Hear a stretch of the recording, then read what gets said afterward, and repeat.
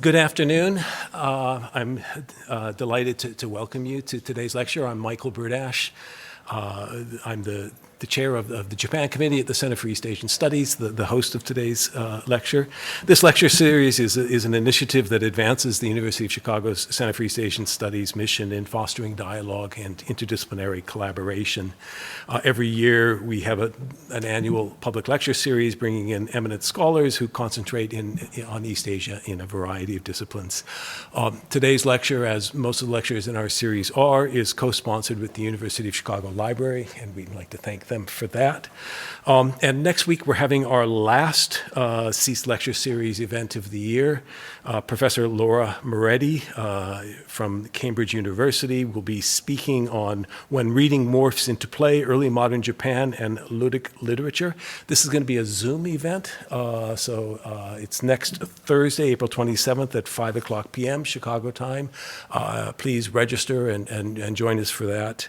That lecture and today's lecture and many of our other lectures are recorded and made available on the Center for East Asian Studies YouTube channel as well, so you can see some of our past lectures there today. I'm going to introduce my colleague, Hoyt Long, the professor and chair of the Department of East Asian Languages and Civilizations, to introduce today's speaker. Thanks.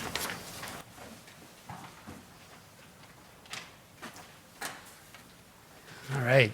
Thank you, Michael, and thanks to everybody for coming out. And I'm really delighted to introduce our speaker today, J. Keith Vincent, who is an associate professor of Japanese and comparative literature and women's gender and sexuality studies at Boston University.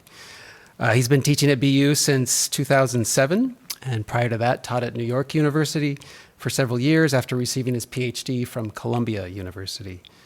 And throughout that time, he's established himself as a leading critic and translator in the field of modern Japanese literature, and arguably one of the field's foremost practitioners of queer theory and queer reading.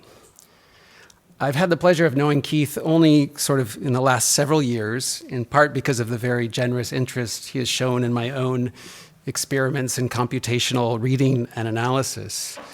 As I carried out these experiments, it was often the case that my algorithmic explorations would lead me to authors and works which he had previously written about or been preoccupied with. It was as if I'd accidentally built him a Spotify-style recommendation engine for pre-war Japanese literature. And as I sort of, followed up his thinking on these writers and works, it was his highly nuanced and careful readings that would in turn shape what I had to say about them. I was always grateful for his willingness to engage with new and alien ways of thinking about literature, and inviting him here to speak with you all is partly my meager attempt to repay this favor.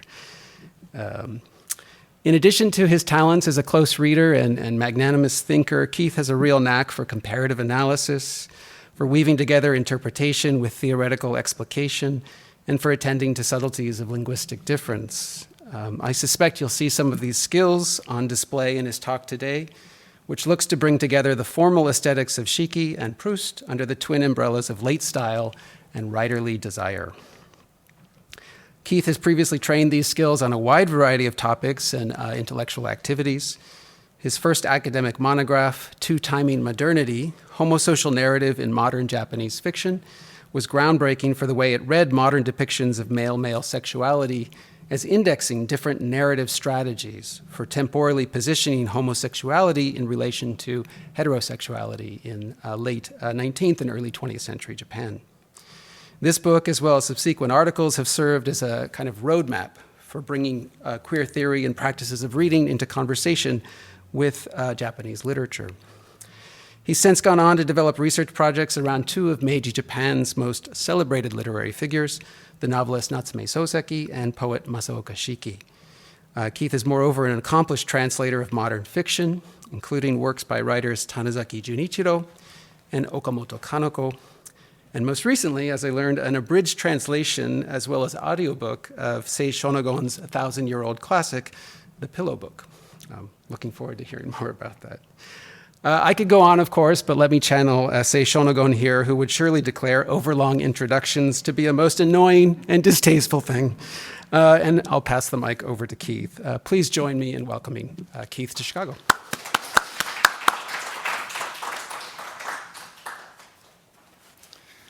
Thank you so much, Hoyt. That was such a generous introduction. It's a real pleasure to be here. It's also been, let me just say, a pleasure to read your work over the years. Learned so much from you.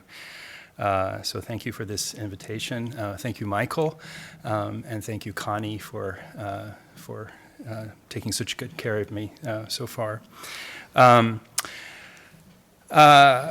For 2 years now, I've been reading Marcel Proust's Remembrance of Things Past with 4 friends. We're taking it very slowly. We meet on Zoom every 2 weeks to discuss chunks of no more than 50 pages.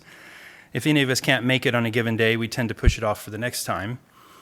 So even at this leisurely pace, we've now reached the middle of the 5th volume, The Captive. We expect to finish that volume sometime in the autumn. I've read Proust once before. I started it as an undergraduate at the University of Kansas. It was then the brilliant Proustian scholar Ted Johnson who got me started, and I'd like to dedicate my talk today to Professor Johnson. As an undergrad, I read only the first volume, but I returned to it in my mid-30s when the new Penguin translations came out, and I finished it. It's been a huge pleasure to revisit Proust in my 50s now, this time in the original Moncrief translation, from which I'll be quoting today. One notices a lot more the second time through, and if you have read Proust, will understand the meaning of that. And I know it will be even better on the third reading, so my reading group has already decided that when we finish the 7th volume, we'll start immediately again with the first. One of the many things I keep noticing this time around is how many of Proust's sentences have a certain haiku-like quality about them. I wonder sometimes if I see this quality only because I happen to be reading a lot of haiku at the same time, but when I show these passages to my fellow Proust readers, they say I might be onto something. You can find sentences like this on almost any page of Proust. Here's one that I just ran across in The Captive. It comes when the narrator and his lover Albertine are out for a drive along the Seine, and she admires the reflections of red sails upon the wintry blue of the water. And then a solitary house in the distance, like a single red poppy against the clear horizon. Embedded like little jewels in Proust's long looping sentences, phrases like this can take your breath away. They are no mere descriptions at second hand. Rather, they're images that come to life in your mind as you read. For me, they're best described really with terminology borrowed from haiku, like chassé, capturing life on the page, or katsugan, the living eye that sees through to the essence of things. It's a kind of clarity of vision that's nothing if not haiku-like. Proust's narrator knows what he's doing when he writes like this. In Volume 2, Within a Budding Grove, he tells us that his eye has been primed to notice such beautiful scenes, not only by witnessing them in the world, but also by looking at art. The work of the fictional painter Elstir, a sort of mix of Whistler and Turner, which the narrator first sees at the seaside resort of Balbec, primes him to, quote, find again in reality the visions he had seen in the paintings and cherished for their poetic beauty. After breakfast in the Grand Hotel, he looks at the remains of his meal on the table and describes the broken gestures of the knives still lying across one another, and the swollen convexity of a discarded napkin into which the sun would patch a scrap of yellow velvet. As you can see, fragments like this can push up against the limits of haiku. They take up more than 17 syllables, and they flow into much larger units. In this case, the passage goes on for another 156 words, in which the narrator describes the various objects on the table, trying there, as you see at the end, to find beauty where I had never imagined before that it could exist in the most ordinary things. But this tendency toward expansion makes the novel no less haiku-like. The move from short to long, of course, is inevitable if your goal is to describe or reenact the world.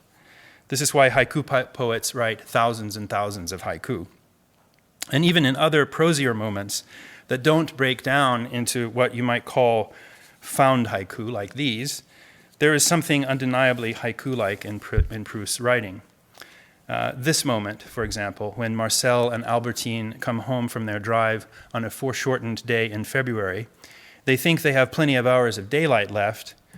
When our car approached the Arc de Triomphe, it was with a sudden start of surprise and dismay that I perceived over Paris the moon, prematurely full, like the face of a clock that has stopped and makes us think we are late for an engagement.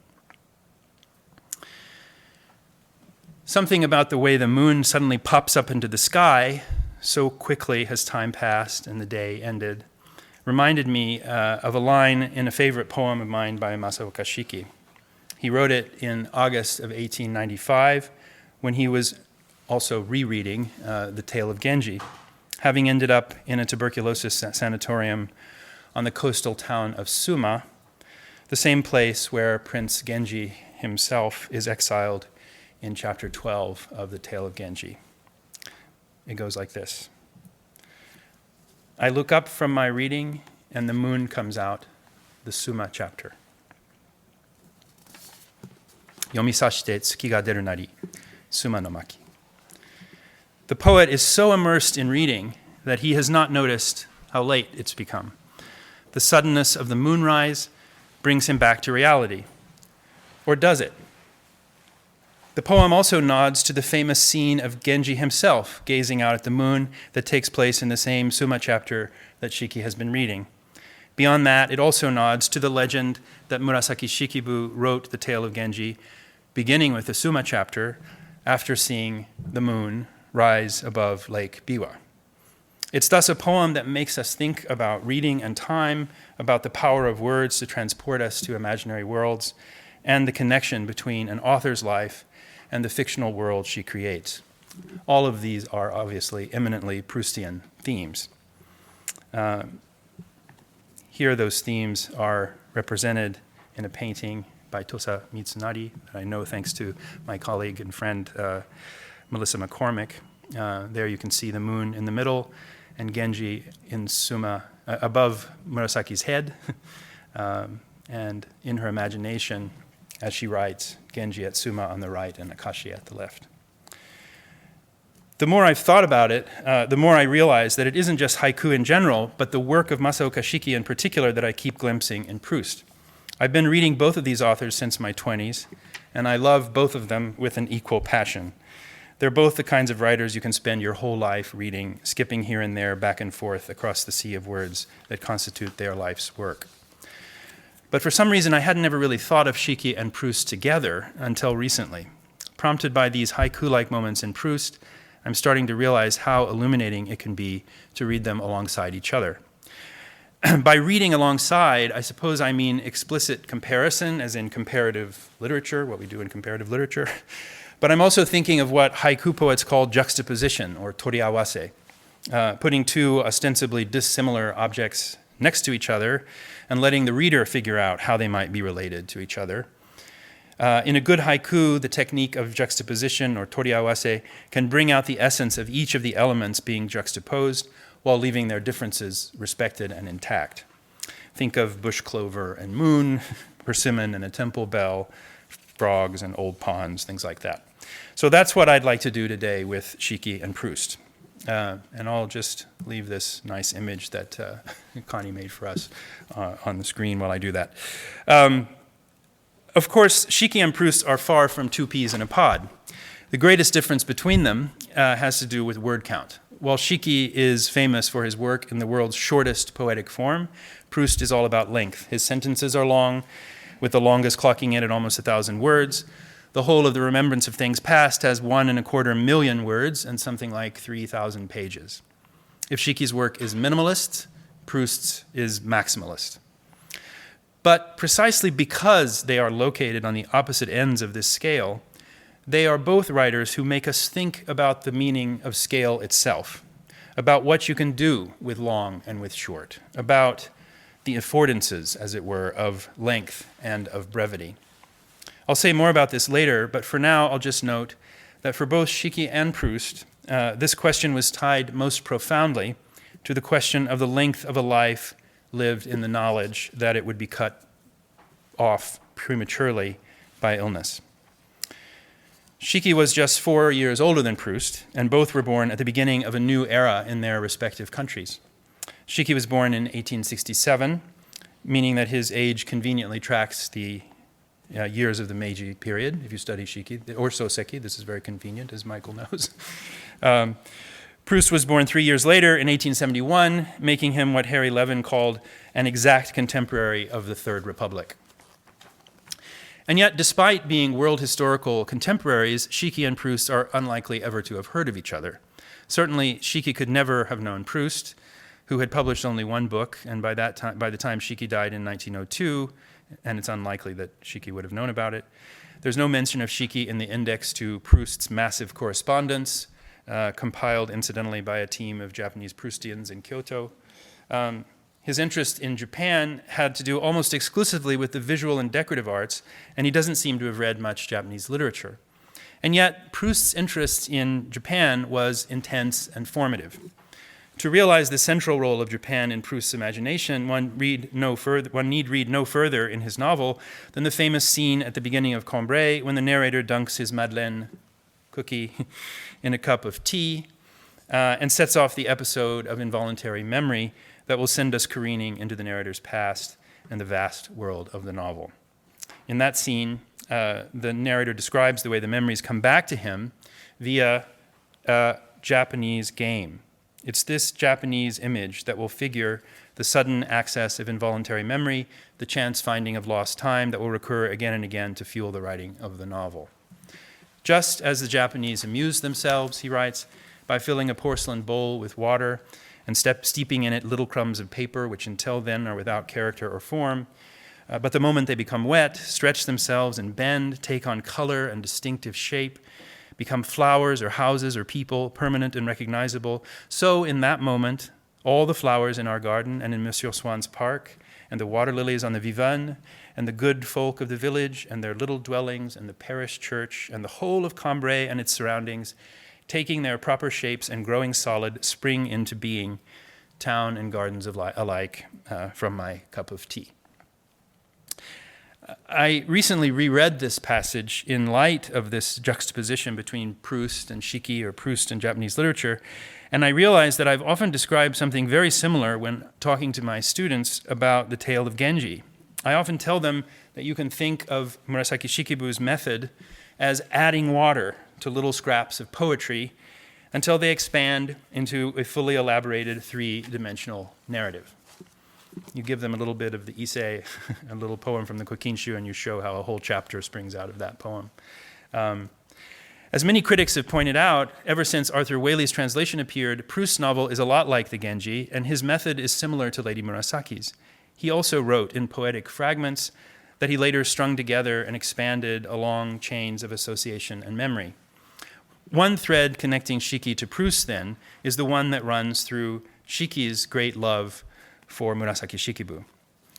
Continuing this juxtaposition with Proust, Shiki's most famous haiku, written on a visit to Nara in the fall of 1895, reads like a Proustian moment, an unfolding of memory brought on by the taste of food.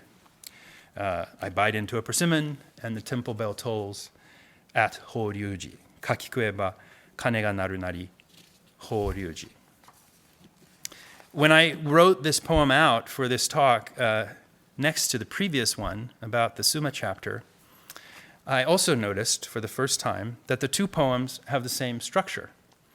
The poet makes an action, eating a persimmon or pausing in their reading, and then something else happens.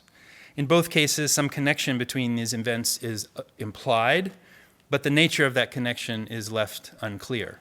It's not as if there's a switch inside the persimmon that causes the bell to go off, or inside the book that causes the moon to rise. The occurrences are simply juxtaposed, and the reader is left to think about the connection. Then each poem ends with a topos, the Horyuji temple complex in Nara in one case, and the 12th chapter of the Tale of Genji in the other. The auxiliary verb nari appears at the end of the second line in both poems. I think most Japanese readers, and I certainly thought this before, think that this is just a kind of a copula for emphasis, that it means something like noda, or nodayo, right? But I recently learned, and I learned this from a wonderful YouTube video by the haiku teacher Natsui Itsuki, and I want to totally recommend her videos to all of you who love haiku. There she is with her son. She explained that this second line, she explained that this nari in the persimmon poem is in fact a rare usage of the word that indicates the subjective perception of sound. The second line then means something like, the bell rings and I heard it resound. Reading the Summa poem, so that's the definition from the classical dictionary. Reading the Summa poem alongside this one and noticing that it uses the same word nari, it suddenly seems like we're meant not just to see, but to hear the moon come out over the horizon. Maybe it makes a little plopping sound. I don't know, but it goes up. Both poems then exhibit a kind of synesthesia, a transposition of the senses of taste, sight, and sound. If you're a Proust reader, you know this kind of thing is all over Remembrance of Things Past. In the fourth volume, Sodom and Gomorrah, the moon appears as an orange lantern and then as an orange fruit, peeled and juicy. In The Captive, the sound of a bell appears, bell, quote, bears upon the sphere of its sonority a plaque so spread with moisture or with light as to appear as a transcription for the blind, or if you like, a musical interpretation of the charm of rain or the charm of sunlight. That's Proust Proustifying at his best there. All of these associations lead the sleepy narrator to realize that everything is capable of transposition and that a universe that was fully audible might be as full of variety as the other. Given resonances like this, it's not surprising that Proust's interest in Japan has been richly reciprocated by Japanese readers and scholars. In fact, I believe it might be the case that Proust was read more widely in Japan than in Europe and in the US in the 1920s and 30s. He was translated very early into Japanese, starting with La Regardée Dormir, an exquisite section of The Captive, which was not yet published at the time, as a book, in which the narrator gazes on a sleeping Albertine. Watching her sleep is what it means. This section was published as an excerpt in the Figaro in November of 1922, just days before Proust's death. That's from this recent exhibition I saw in Paris, and we know that Proust was still alive because that's his handwriting on the top asking his housekeeper for some bicarbonate of soda. It was translated into Japanese and published by Shigetoki Shisui just a year later in 1923. Incidentally, this scene in Proust would later become a key source text for Kawabata Yasunari's creepy story, The House of the Sleeping Beauties. In fact, Proust was not all that famous in the 20s and 30s outside of, in France or in England or the United States.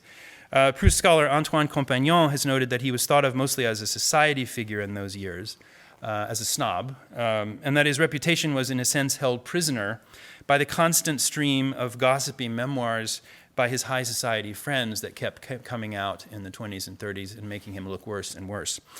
It was really only in the post-war period that Proust began to be read more widely, and especially by people on the left who had previously regarded him with suspicion.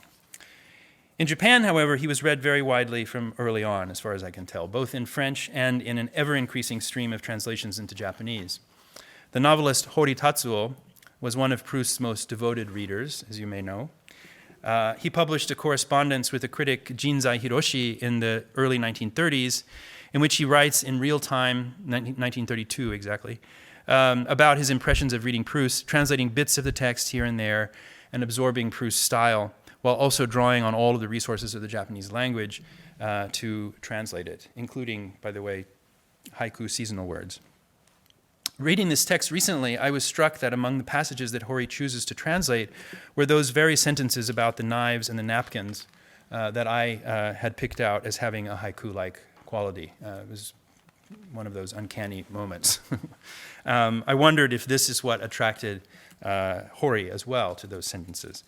1934 saw the publication of 4 issues on Proust in the journal Sakuhin, And this includes essays about Proust by Japanese scholars, translations of essays from French, translations of sections of the novel. In one of these articles in the third volume, we find this chart showing the distribution across all 7 volumes of A la Recherche of the 31 times that Proust mentions the word Japan, Japon. I thought Hoyt would appreciate this, this instance of quantitative analysis. Apparently, it was inspired by a similar chart, which I haven't been able to locate, showing the number of mentions of Balzac across each volume of Proust's work. What the chart shows is a remarkably strong and consistent interest in Japan on Proust's part. This interest tracks also a general interest in France with a gradual, in Japan, in France, with a gradual fall off from the height of the craze for Japonisme in the 1880s and 90s, when the first volumes are set, to the time of World War I, when that has fallen off, when the novel ends. The sudden uptick, and this is the author's analysis, not mine, the sudden uptick in the last volume comes because so much of that volume looks back to the earliest volume. And indeed, 3 of the 5 mentions of Japon here are referring back to memories from the first volume. In other words, and this is me, the references to Japan in the book map the cyclical nature of Proust's novel, the way that it sends you back to its beginning to read it again. Meanwhile, as the author's article, Ibuki Takuhiko, writes, each mention of Japan made Japanese readers sit up and listen. I believe there are more translations of Proust into Japanese than into any other language. There are 3 full translations by Inoue Kyoichiro, Suzuki Michihiko, and Yoshikawa Kazuyoshi. Takato Hiromi is well on his way to completing a 4th. There are also many partial translations, more than I could list here, and a fascinating abridged version in a single volume, co-translated by the novelist Kakuta Mitsuyo, who, interestingly enough, as soon as she finished doing this, started work on the latest full translation of The Tale of Genji into modern Japanese, which is now finished. So there's this uncanny connection everywhere you look between Proust and The Tale of Genji. It's also worth noting that Japanese scholars have played a central role in research on Proust, especially textual studies of his manuscripts. The first volume of the new Pléiade edition that came out in 1987 was co-edited by Professor Yoshida Jo of Kyoto, his name means like Yoshida Castle, of Kyoto University, then still in his late 30s. He unfortunately died quite young, but his students and others have continued the tradition, and one finds Japanese names all over the world of Proust scholarship, writing both in Japanese and in French. It's really quite extraordinary. But back to Shiki and Proust and what they have in common, more specifically. A quick list might include a knack for self-promotion, a charismatic personality that magnetized everyone around them, a fascination with trains and travel. Also, of course, after a certain point, a life lived indoors and in an increasingly frail state of health, and a habit of using writing to recall, relive, and reimagine the past. But first, a little more on their personalities. Both were highly social and capable of charming the pants off of everyone around them. I love these pictures of both of them. It gives you a sense. When we think of Shiki, we think of him in a small room packed with poets or surrounded by friends. Like that. When scholars write about Shiki, they almost always include his circle around him. As with Soseki, who was a member of that circle first while Shiki was alive and would later have a circle of his own, critics talk not just of Shiki or of Soseki, but of they use this strange word that I've never quite known what to think of it, the Shiki Samyaku, right? Or the Shiki mountain range, right? Like the Soseki Samyaku, right? All the people around him, like ranged like mountains. The great people around him, I guess. When we think of Proust, we think of endless soirees and dinner parties and Proust's accounts of those, accounts that are so intricately and extensively described that they take much longer to read than they would to attend these parties. Sometimes it takes me months to read these party scenes. You can read Shiki and Proust without knowing anything about their lives, but the more you do know, the more addicted to them you become. In this sense, they inspire a related form of what you might call author love, that is based largely on the reader's dawning perception of how they have made their work out of their friends and their social lives. What Marta Figleretz wrote recently of Proust would apply directly to Shiki as well, namely that the social life around Proust served both as an object of his writing and as this writing's pulsating life blood. Proust went to parties and then he wrote about them. If the life of the people that they were close to was a central subject matter, the death of friends and loved ones was perhaps even more so. Both wrote movingly of the death of close friends and family. One of Shiki's first pieces of prose writing was a letter 25 feet long, written to the parents of a friend to memorialize their son, a friend of his who had died of beriberi at the age of 17. In 1895, the suicide by pistol of his younger cousin and sometime rival Fujino Kohaku was an event that never left Shiki's mind until his death, and may well have been one of the models, at least, for the suicidal character Kei, as in Kohaku, in Soseki's novel Kokoro. Proust also devotes his first book, Les Plaisirs et les Jours, to a dead friend, the English dandy Willie Heath. But surely the most moving account of a death in Proust is that of the narrator's grandmother, an account based closely on the death of Proust's own mother. That is, I think, the longest and the most moving description of a death ever written. You cannot not cry when you read it, a lot. Indeed, Proust's work, like Shiki's, is a literature that arises out of loss. Both Shiki and Proust, then, wanted to create something that would last, but paradoxically, they also had a great appreciation for what didn't last, for the ephemeral.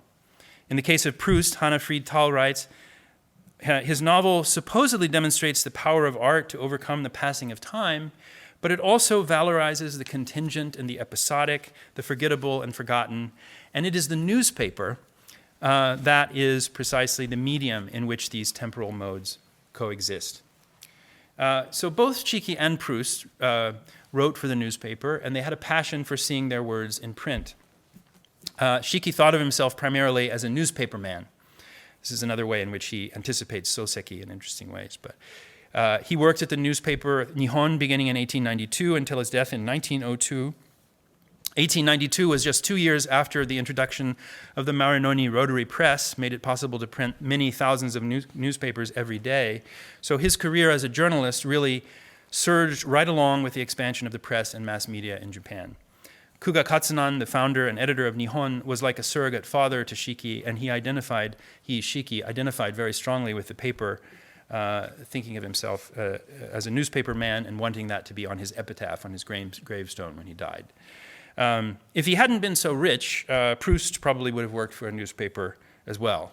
As it was, he wrote many articles for the Figaro and other papers, and he dedicated the first volume of Remembrance of Things Past to Gaston Calmette, editor of the Figaro. Early drafts of the first page of Remembrance of Things Past, and I'm taking this from Hannah Fried-Thal's wonderful book, had the narrator reading a newspaper in bed. This line dropped out eventually, but the newspaper remains as a more or less phantom presence throughout the work. Both Shiki and Proust were also what you might call heroic readers, and that's a word I once saw applied to Edmund Wilson, and I think it really applies to them as well. Able to synthesize vast tracts of past writing that came before them to make something utterly new. Proust's novel has been called a compendium of all of French literature, and indeed of the whole Western tradition. Scratch his prose at almost any point, and out pop the threads by which it is attached to a gigantic intertext. And the same is true for Shiki, who claimed he had no teacher, but became the poet he was by assembling and internalizing a massive database of past poetry. Among many large-scale bibliographical projects Shiki pursued, perhaps the most impressive is his Haiku Bunri, in which he collected and categorized 120,000 17-syllable verses, going back to the earliest days of haikai in the 14th century. Shiki and Proust are both writers who lead you also irresistibly to their own sources, or at least that's what happens to me when I read them.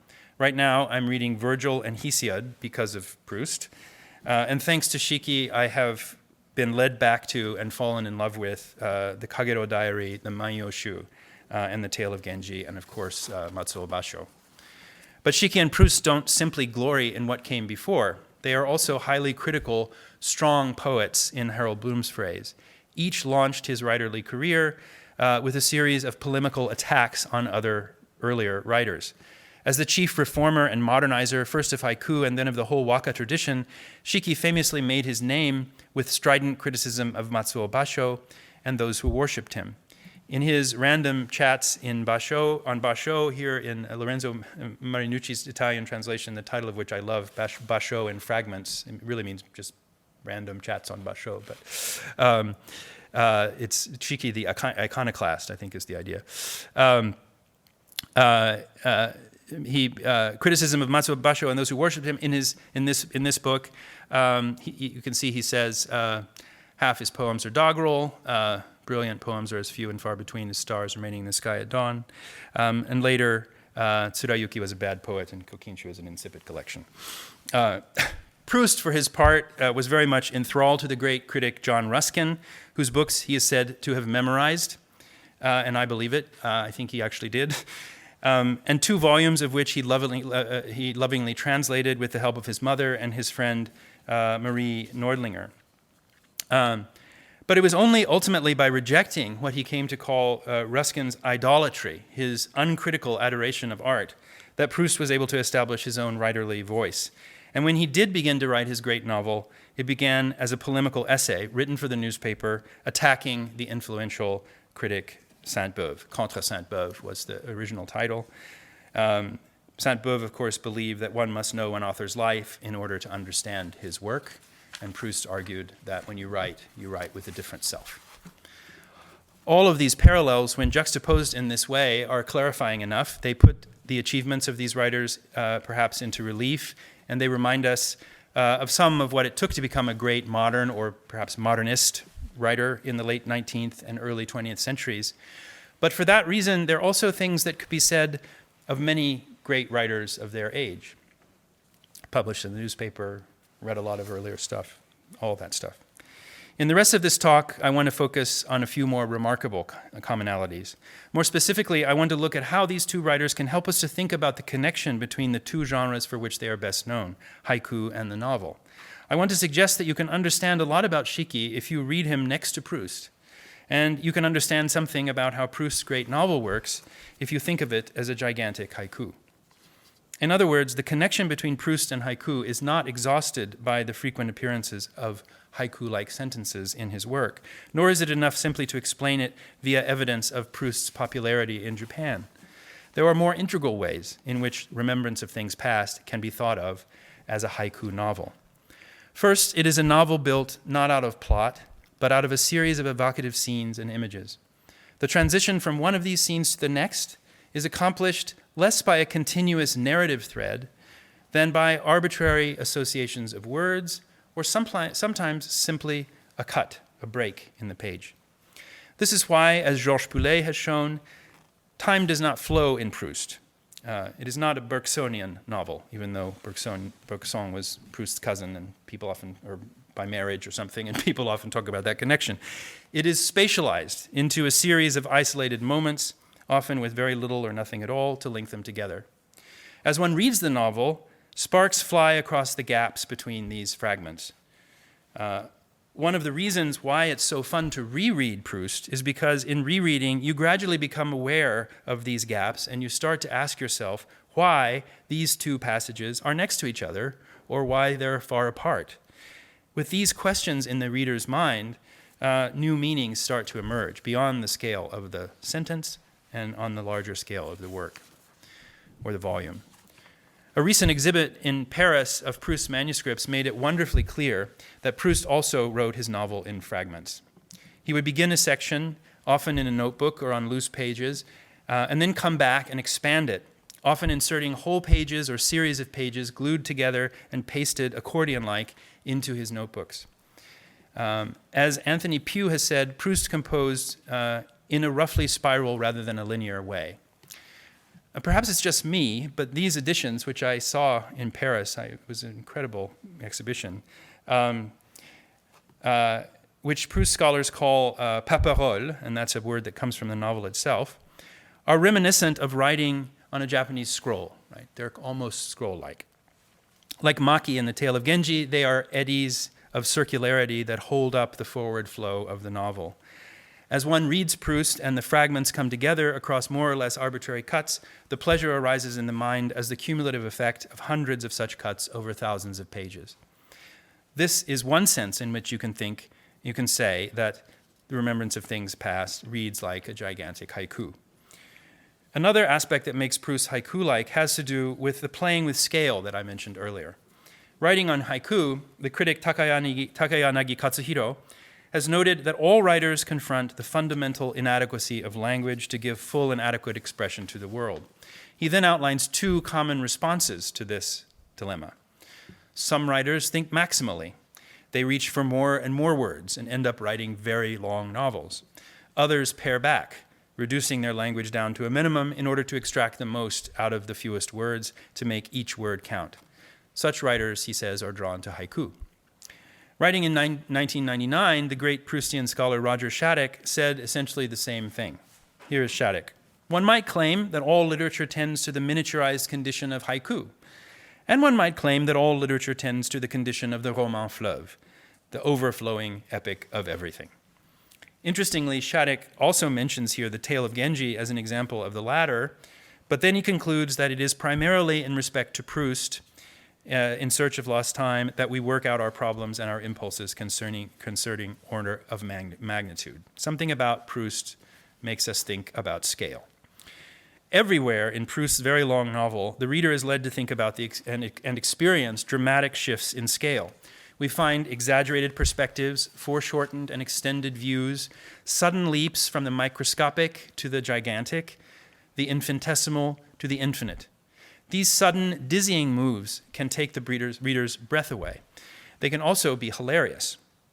In the moment before the narrator tries to kiss Albertine in her room at the Grand Hotel, the excitement of the moment causes his sense of self to expand and swell with an immense aspiration to capture infinite proportions of time and space. He says, "How could it have been possible? How could the world have lasted longer than myself, since I was not lost in its vastness, since it was the world that was enclosed in me, whom it fell far short of filling, in me who, feeling that there was room to store so many other treasures, flung sky and sea and cliffs contemptuously into a corner." This is when he goes in for the kiss, and without missing a beat, we read, "Stop it, or I'll ring the bell," cried Albertine, seeing that I was flinging myself upon her to kiss her. The narrator often sees whole landscapes, mountains, and valleys in Albertine's face, or her hair, or her dress.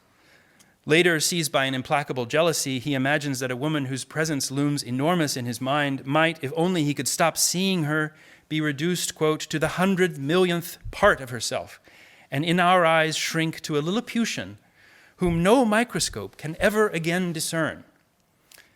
Often, like the Japanese game in which tiny bits of paper dunked in tea swell into the streets and houses of an entire village, these shifts in scale are associated with Japaneseness and allied with the faculty of the imagination. Proust was fascinated, for example, with Japanese bonsai trees, which he saw for the first time at Siegfried Bing's in 1904. And Siegfried Bing was one of the great importers of Japanese art in Paris. As he wrote to his friend Marie Nordlinger, who worked for Siegfried Bing, and who was actually the one who gave Proust that little Japanese game that was imported by Siegfried Bing, the dwarf trees at Bing's are trees for the imagination. In The Captive, Albertine extols the pleasure of eating shaved ice at the Ritz, formed in the shapes of mountains and monumental architecture. This is a wonderful sequence. She imagines all the different things that the shaved ice could be. She says, "The ice needn't be all that big, only half an ice if you like. Those lemon ices are still mountains, reduced to a tiny scale, but our imagination restores their dimensions, like those Japanese dwarf trees, which one feels are still cedars, oaks, manchineel, so much so that if I arrange a few of them beside a little trickle of water in my room, I should have a vast forest stretching down to a river in which children would lose their way."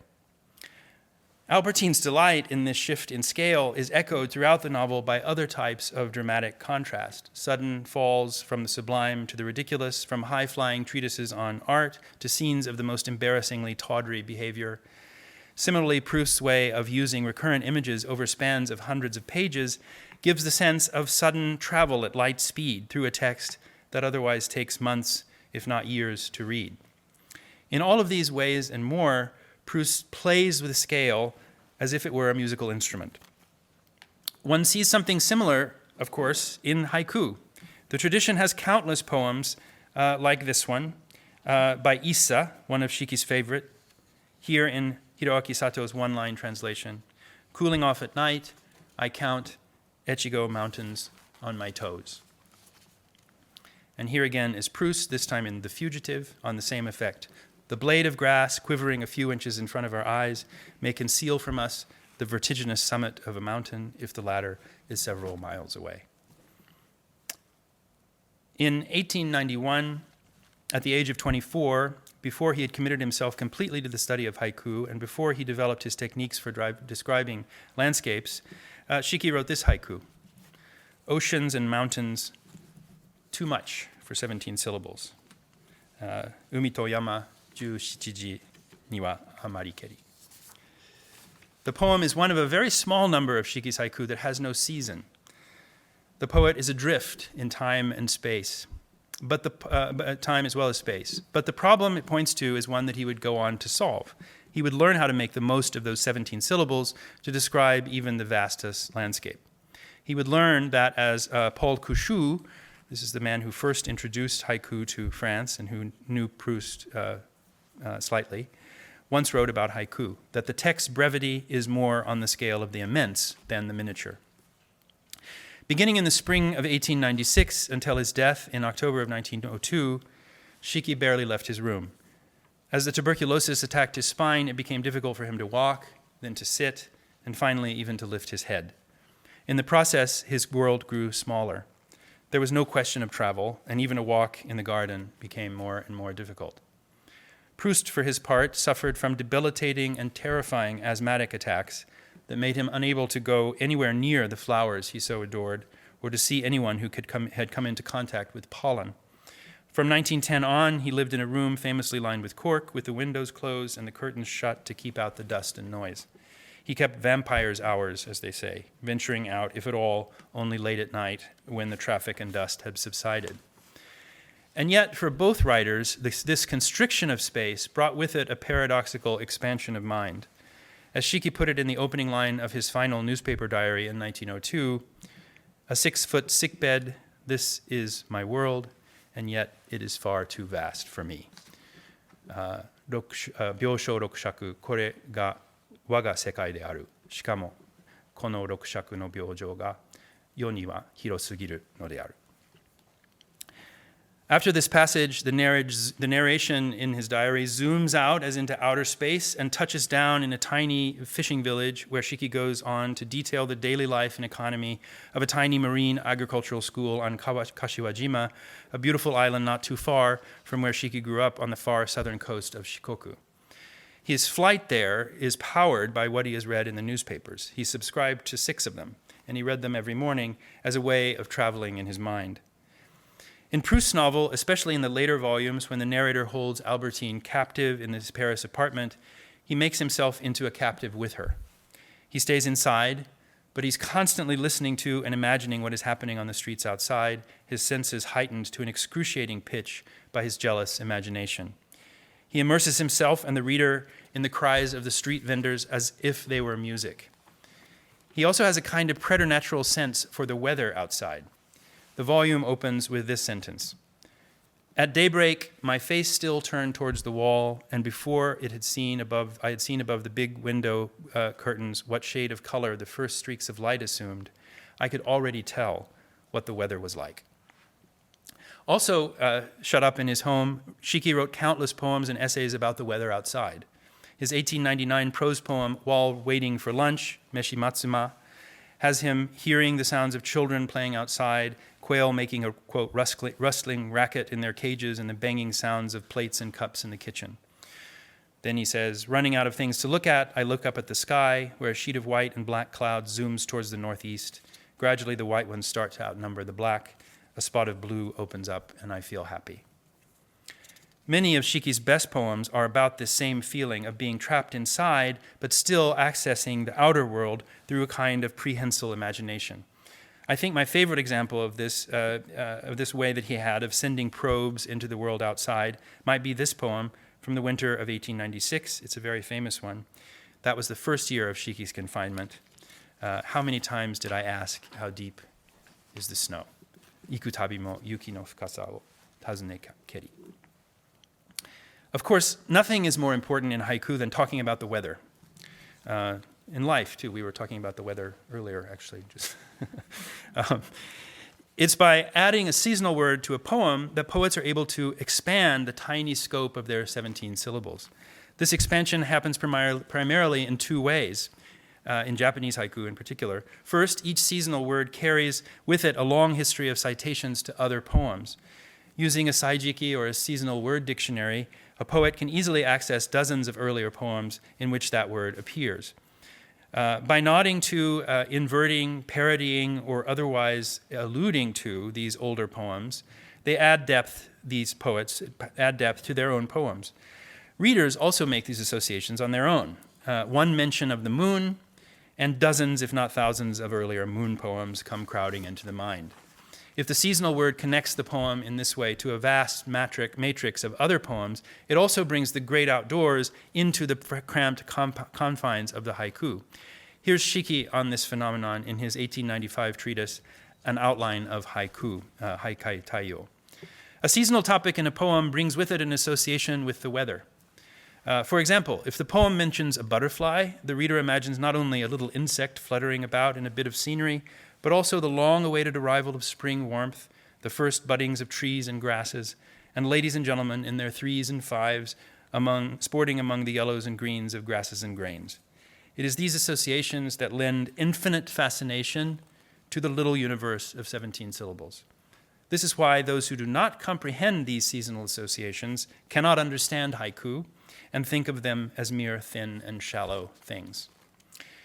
So in the use of the seasonal word, we see this expansion of scale, this leap from the finite to the infinite. Now, it's often been remarked, especially by Japanese readers, that Proust's novel, and other readers too, but definitely Japanese readers, that Proust's novel shows a great sensitivity to the weather. Here is Suzuki Junji in his book on Japonisme dans la vie et l'œuvre de Marcel Proust. With Proust, one can distinguish the same tendency to be strongly conscious of the season, not according to the date on an artificial calendar, but via aspects of nature, and to fully savor the natural originality of each moment of the year. For Proust, such sensitivity to seasonal change was also linked to memory. As his narrator puts it, atmospheric changes provoking other changes in the inner man awaken forgotten selves. Then, we relive our past years, not in their continuous sequence day by day, but in a memory focused upon the coolness of sunshine of some morning or afternoon. Take a concrete object from your memory and a word or two to recall the weather outside when you saw it, and the memory of the whole day, who you were and who you were with on that day, might well come flooding back.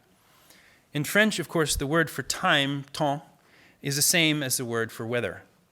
And as Eve Sedgwick put it in her masterful essay, The Weather in Proust, it would be more than a pun, though not an equivalent, to translate the title of this novel, In Search of Lost Weather. Well, the Saijiki, the seasonal word dictionary, makes it possible, even for beginning haiku poets in Japanese, to grasp how a single seasonal word can echo across time. It's a very democratic tradition. We lack such a handy resource in English or French in one volume. Of course, poets and novelists do draw on earlier texts. If you say daffodils, poets writing in English will think of Wordsworth, and if you say Mayflowers, they'll think of Emily Dickinson. There is actually an English Saijiki that was put together by a bunch of Japanese critics. I have it, it's in 5 volumes, and it's amazing. They couldn't wrap their minds around the fact that we didn't have a Saijiki in English, so they made one for us. Naturally, Proust draws on poetic allusions like this as well, but he also does something else, which the vast scale of his work makes possible, I think. Over the course of the novel, he writes repeatedly of hawthorns, of blossoming pears and apple trees, of orangeade, of strawberries, of bumblebees, of the atmosphere at differing times of day in each season. Because these images appear repeatedly, each time they come up over the course of the novel, they acquire greater depth, being superimposed in the reader's mind on all of the earlier and on a second or third or fourth read, also on the later instances of their appearance in the novel. One might say that Proust creates his own internal saijiki for readers to internalize as they read. And for me, the effect of that is very much like what it feels like to read a haiku after you've done your homework and looked up the seasonal word in the saijiki and seen how it reverberates across time. Thinking of Proust's work from a perspective informed by haiku like this, I think, allows us to see aspects of it that might not otherwise be visible. Writing to a friend in the 1890s, Proust said that if he were to write a novel, he would, quote, try to distinguish between the differing music of each successive day.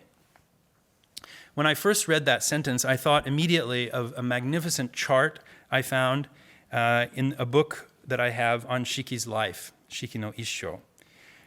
It shows the weather in Tokyo every day in the years when Shiki lived there, from 1883 to 1902. This is just 2 years, as you can see.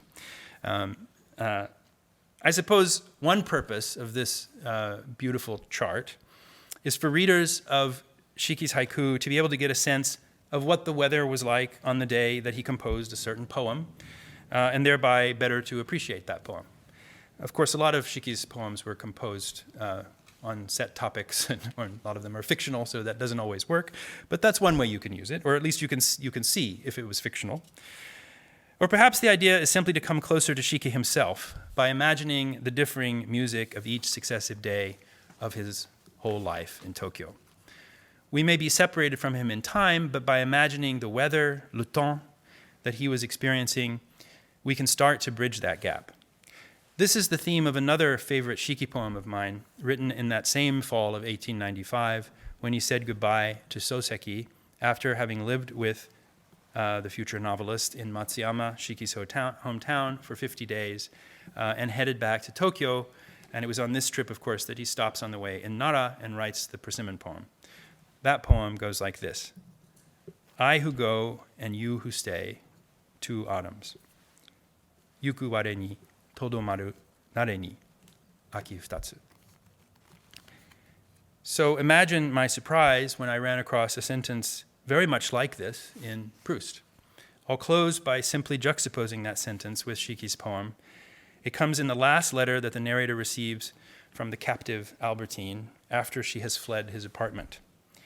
Remembering that drive they took together on that short February day we heard about earlier, when they saw the reflections of red sails on the water and the house like a single red poppy against the clear sky, Albertine writes, you may be sure that for my part, I shall never forget that drive in a double twilight, since night was falling and we were about to part, and that it will be effaced from my thought only when the darkness is complete. Thank you.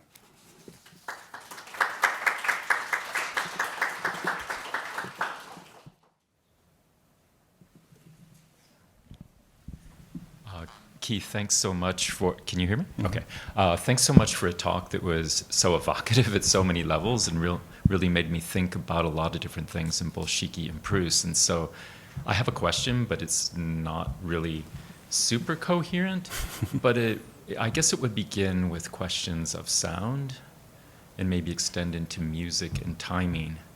And it really came to me when you were quoting the Kakikueba haiku, right? Because that nari, not to disagree with Natsui, but that nari is almost like a gakikoeru. So it's not really I hear, but could be heard.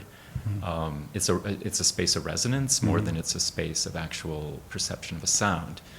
And it just made me start thinking about all these effects of resonance that are so powerful in the writing of both authors, that that's really not about visual perception. And so, I mean, Proust very famously, in the kind of poetic tonality of his prose, really builds a lot on Verlaine and on masculine vowels. So even the opening, Longtemps je me couchais de bonne heure, à peine la bougie éteinte, like all of those are a kind of style that is evoking a certain resonance. So I'm wondering how that fits in with the kind of more visual thing you want to do with scale. So then my question could be kind of boiled down to, why not magnitude? Magnitude's about intensities, not about sizes, small or large. And it kind of expands from there because of the way you laid out your talk. I start to make chains of association with that. But I guess it would start there, but there's another couple questions linked to that, but maybe turning through resonance and sound, that there's a third temps, which is timing, which is prior to and encompassing of both weather and time, even, right, in the calendrical sense. Yeah. And also because Proust theorizes Einsatz, movement in music, and Satz is the word for sentence, he makes a lot out of the fact that it's the timing of sentences, not the length or the shortness, but the way in which they break grammar, that's producing that sense of Satz, of a movement in prose. Yeah. Anyway. Thank you. There's a lot there. Thank you, especially for this idea of magnitude as a way maybe to think about the visual and the auditory together. That's actually very helpful. I think in terms of the rhythm, that's something that I didn't get to talk about today, but that I definitely agree with. I mean, one of the reasons that I'm reading the Moncrief translation this time around is because he really gets the rhythm of Proust's sentences, I think, better than any other translator, and the way in which they kind of, a long sentence will finally come to the end of a period, and then there'll be a little fillip at the end. And it really does feel like music when you read Proust, right? And some translators totally miss that, and Moncrief gets it almost every time. And I was just actually reading something the other day that was talking about that style in Proust, and I was thinking about what Shiki says about when he's describing the aesthetics of Chasebun. He talks about yama, right? The mountain, right? You have to have a peak. Each piece of Chassé has to have a kind of rhythm with a peak and a mountain. And that's where the readerly pleasure kind of climaxes, and then you come off of that.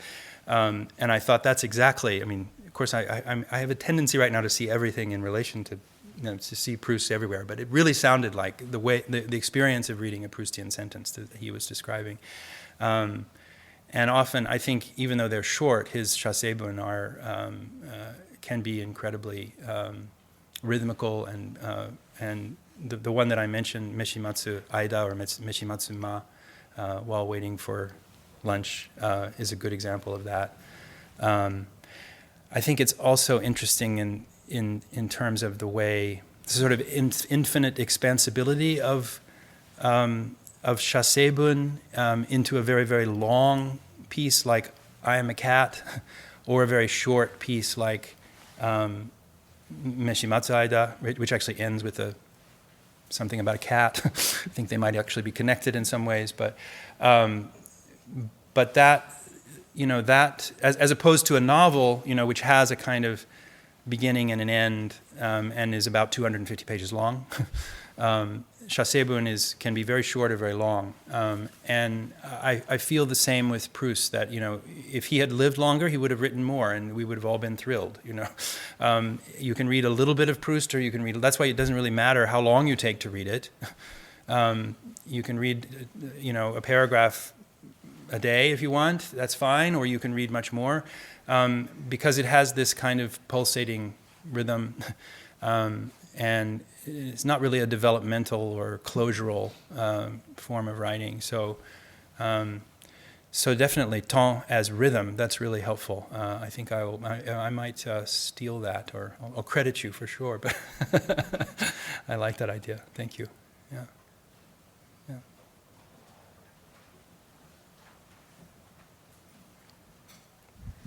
Thanks for the really rich and fascinating talk. And one of the things that struck me, and one of the details I loved from the talk was sort of the Japanese scholars who looked at the American poetry tradition and realized, you don't have a season word dictionary. How can you have a poetry tradition without a season word dictionary? Here, we'll make one for you.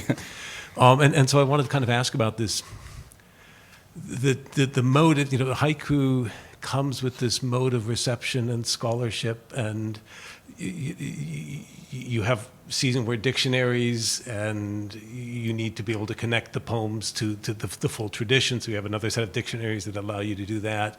And there's all this apparatus that allows you, primarily so that you can now write your own response poems in haiku. So this is really elaborate structure of reception, an apparatus of scholarship, and a practice of reading that haiku implies.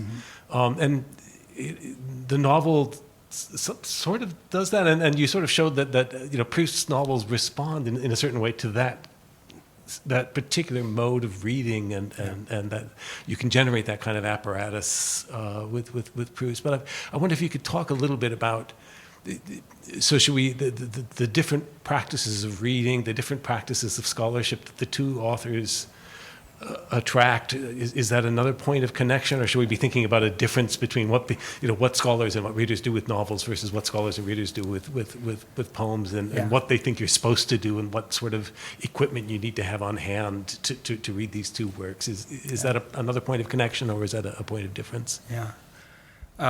Thank you for that. That's really one thing that I didn't say in this talk, which I think is that.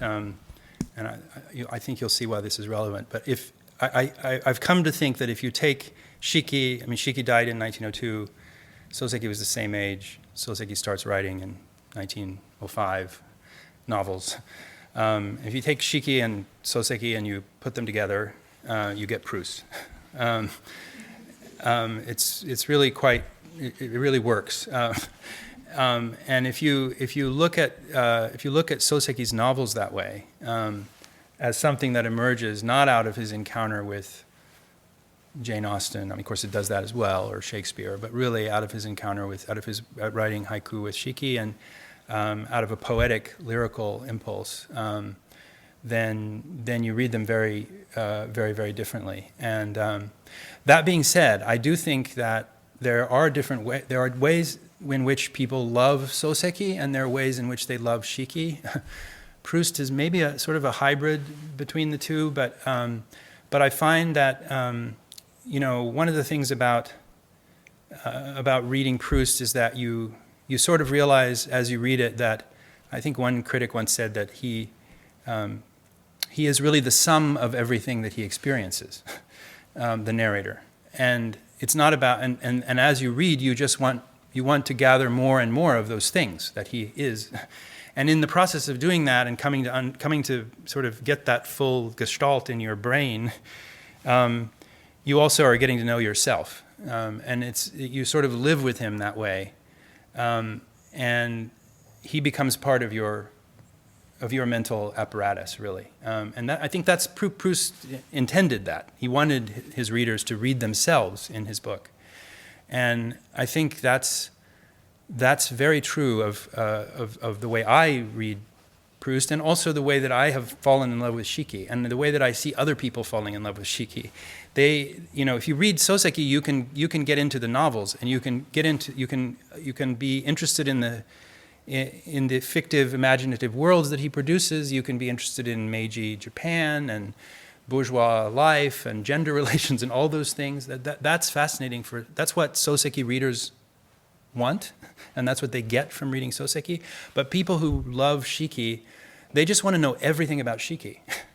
And his life and his everything all together, his samyaku, and it becomes a kind of way of life. And I've seen this, hanging out with Shiki fans and Shiki scholars, and it's a different crowd than the Soseki crowd. And Proust is kind of, in a way, it's both. You can read Proust totally novelistically, he is like a Jane Austen and a Charles Dickens on steroids, and a George Eliot, times 10. he's done all those things, but he's also you also approach him differently, right?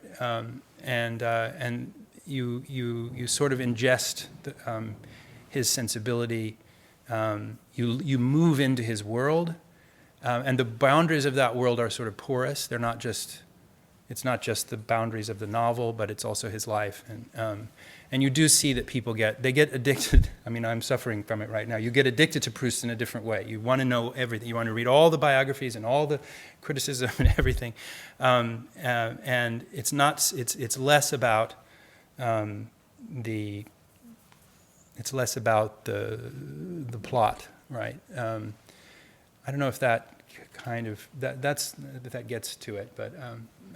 And also, I mean, Proust really is. I mean, he begins. There are so many interesting parallels. I mean, his the Pleasures and Days is really a lot like Shiki's Fude Makase that he writes in the 1880s. His Juvenilia, which where he writes in all different genres and he's experimenting and doing all kinds of things.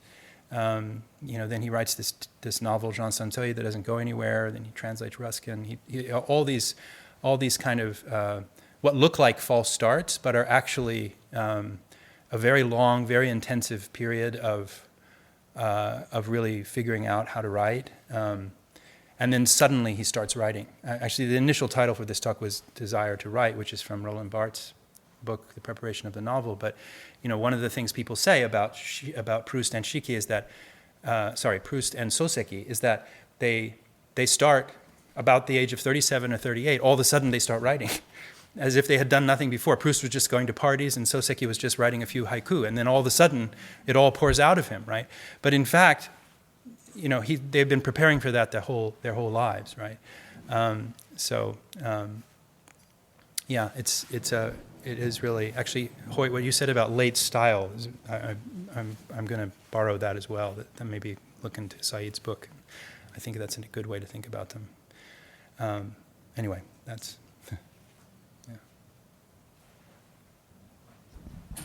Thank you so much for sharing those wonderful poems. And I have a question about the history of reading practices, because Proust, of course, In Search of Lost Time is 6 or 7 volumes. So it encourages totally different kind of reading practice as compared to Shiki's haiku. Mm-hmm. So I was wondering if you could talk more about how those works were read among readers and how those books were published. When it was published, and what kind of different kind of reading practices that people were doing around that time. Mm-hmm, mm-hmm. Thanks. I'll say, I mean, for Shiki, of course, the process is it's very much a collective process, right? You have a kukai where you get together and you write the poems together, almost always, and then you get feedback from your fellow poets.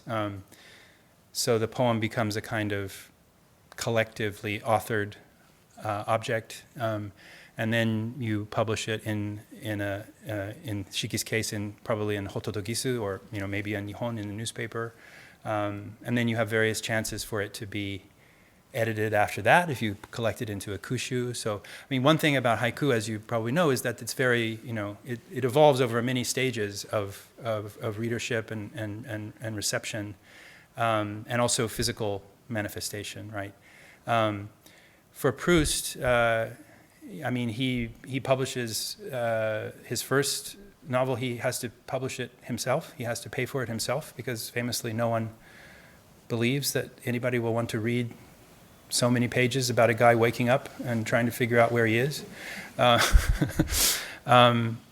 André Gide, famously rejected it for the NRF, and later wrote a letter of apology to Proust and said it was the worst mistake he'd made in his entire life as a publisher. But so Proust has to pay for the first edition, but then he gets picked up in the next volume. Unfortunately, World War I happens, and so the next volume takes. I think it's only in 1918 or 19 that the second volume finally comes out. There are only 4 volumes are published by the time he dies in 1922.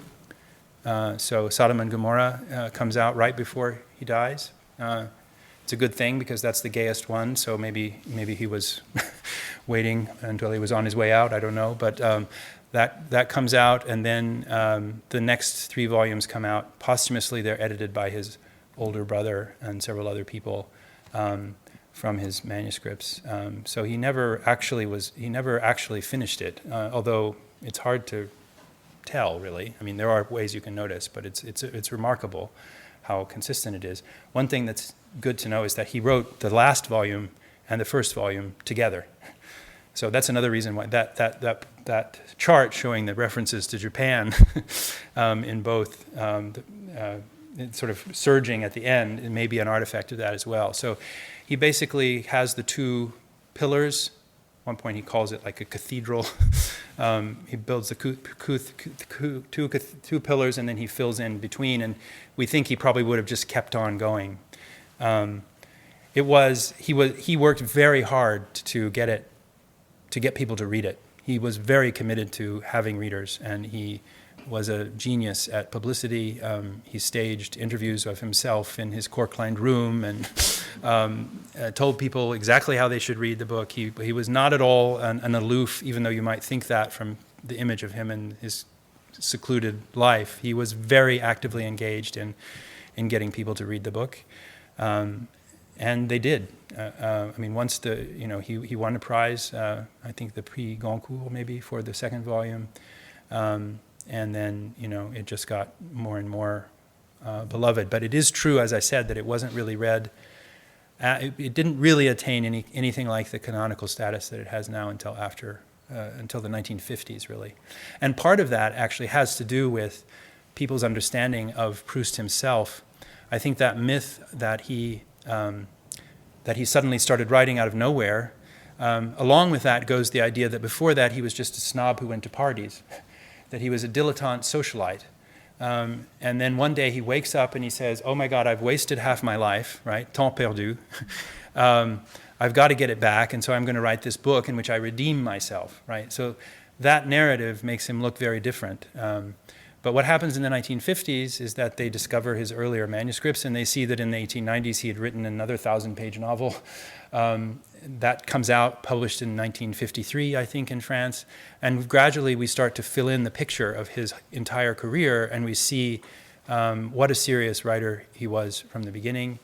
And it's interesting to me that, and to everyone here, that Jean Santeuil, which is, supposedly a failed novel, it's immediately translated into Japanese.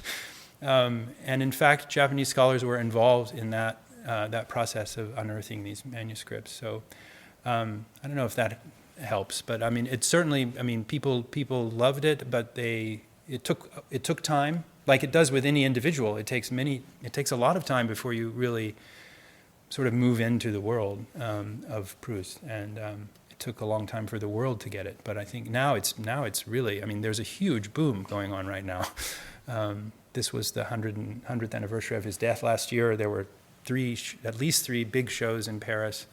All kinds of new books and articles and dictionaries and things coming out. It's a very exciting time, kind of like that year of Soseki a few years ago. So, yeah. Thank you for this really nice talk. I'm particularly fascinated by the pictures of the folding formats of the manuscript of Proust that you showed to us.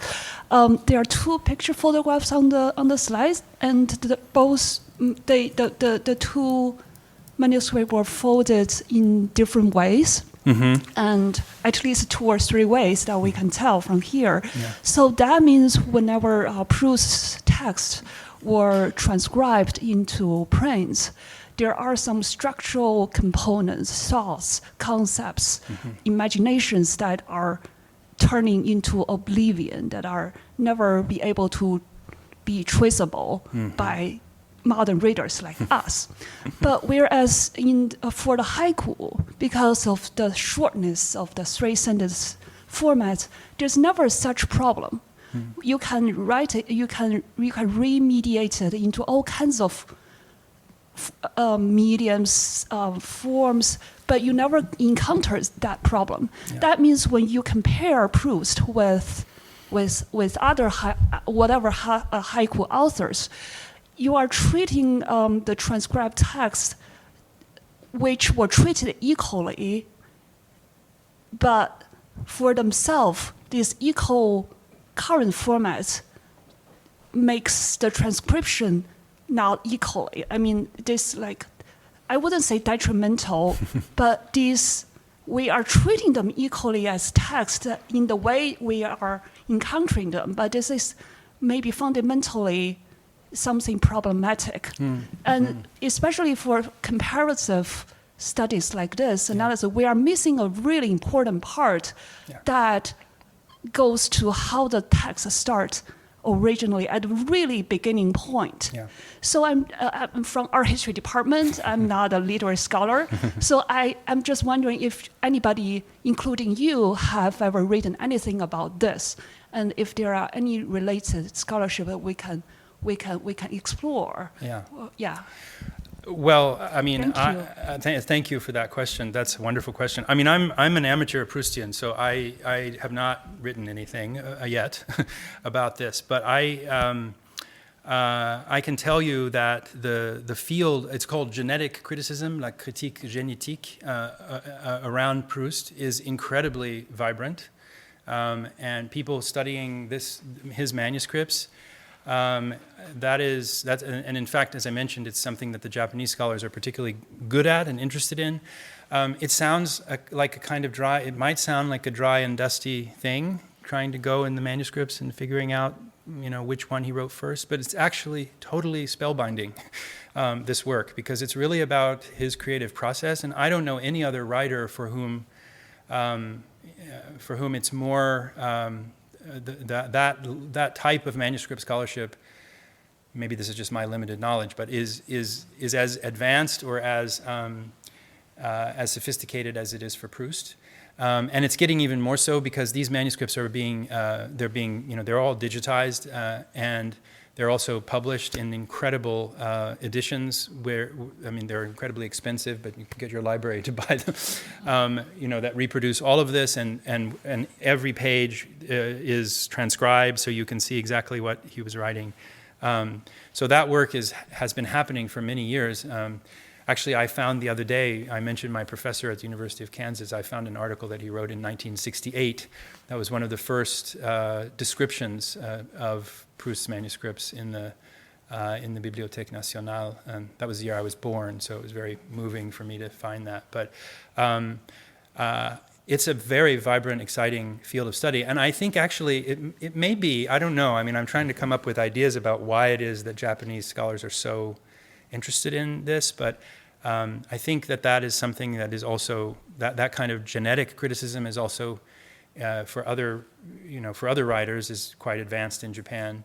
And also you mentioned haiku. With haiku, it's very common to say, well, Basho wrote this version, but before that there were these three other versions that appeared here and here and here in this state. And so there's a kind of, I think even for a general reader, there's more of a, I might dare say there's more of an interest and a kind of understanding of the value of manuscript culture among Japanese readers and scholars. Whereas in the United States and elsewhere, I think sometimes, the stereotype is that stuff is sort of the slog, the boring things that you have to do before you apply theory or something. But to me, it really is fascinating, and I completely agree that you can't. If you turn that into a clean page, and you lose all those things, it's really sad. And the other amazing thing with Proust is that he's literally taking his life. That letter that I quoted from Albertine. That's a letter that he got from Alfred Agostinelli, who was his boyfriend, who he turned into a woman. Essentially, he writes about her as if she were a woman. It's a direct quote from a letter, from the last letter that he received from his boyfriend, and it goes right into the novel.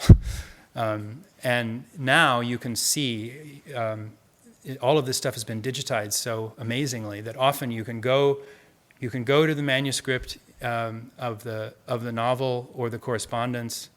The correspondence is in Illinois and the manuscripts are in Paris, and then you can click on a link and it'll take you from a passage in the novel right to the letter that he got and show you the handwriting. So that's another reason why the digital forms are really making this obviously much more possible. We don't all have to get on a transatlantic liner and go to Paris in order to in order to see these things. But it's a wonderful question. Thank you.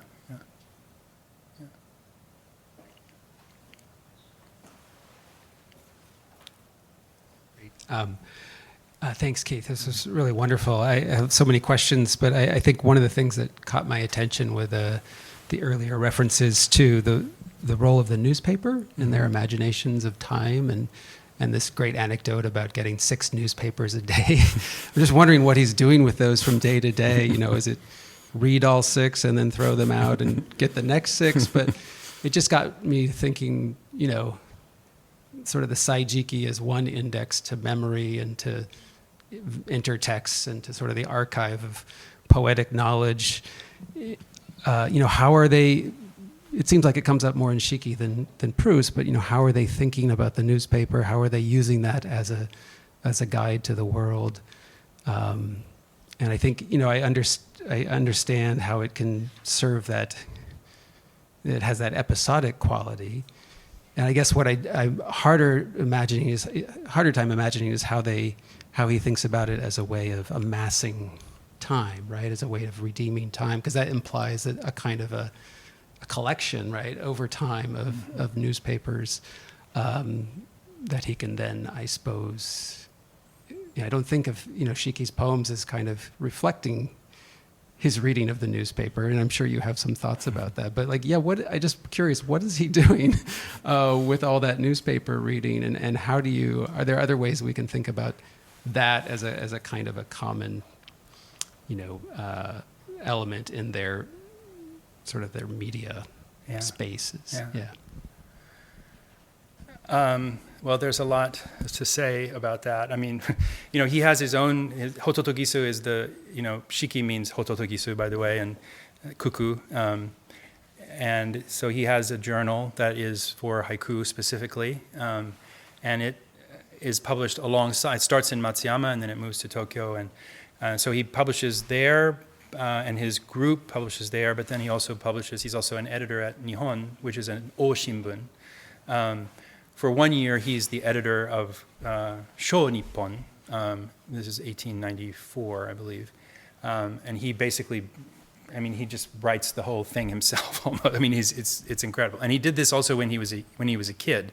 He had newspapers, sort of juvenilia newspapers where he would give himself a whole bunch of different pen names and make it look like he had a whole staff of writers and just publishing the newspaper.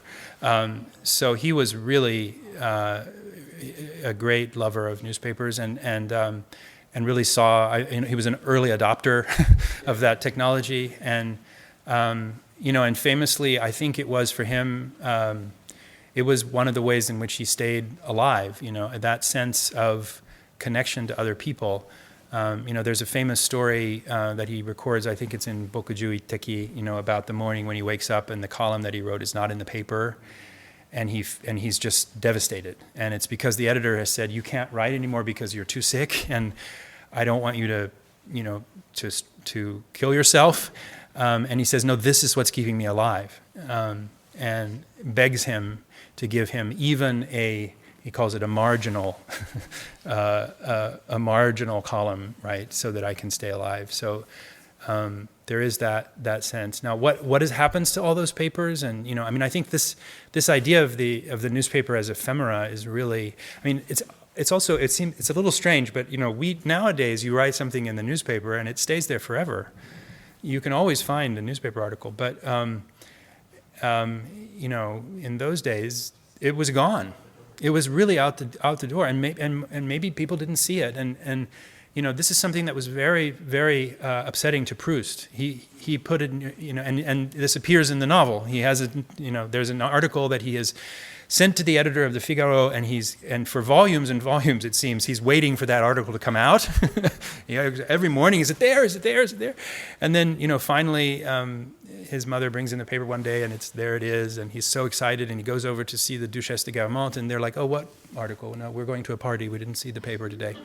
And so, this is actually something I heard Antoine Compagnon say, but that for Proust, that idea of that it was here today and gone tomorrow, right, is something that he wanted to write. He wanted to overcome that, and by writing something that would last. And he also takes that, in his famous essay on reading, which is an introduction to his translation of Ruskin.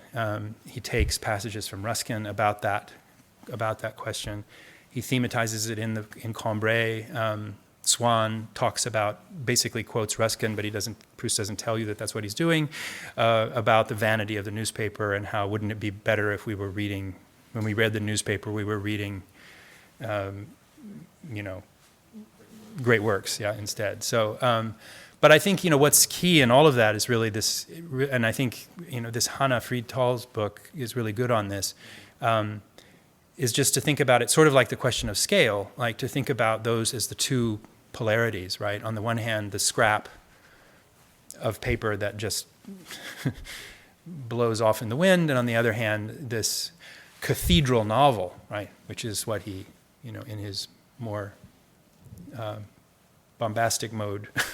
He says it's too pretentious, but the cathedral novel that will stay like a monument, and on the other side, the newspaper article that people might just miss, and that will just end up, at best, my boyfriend made a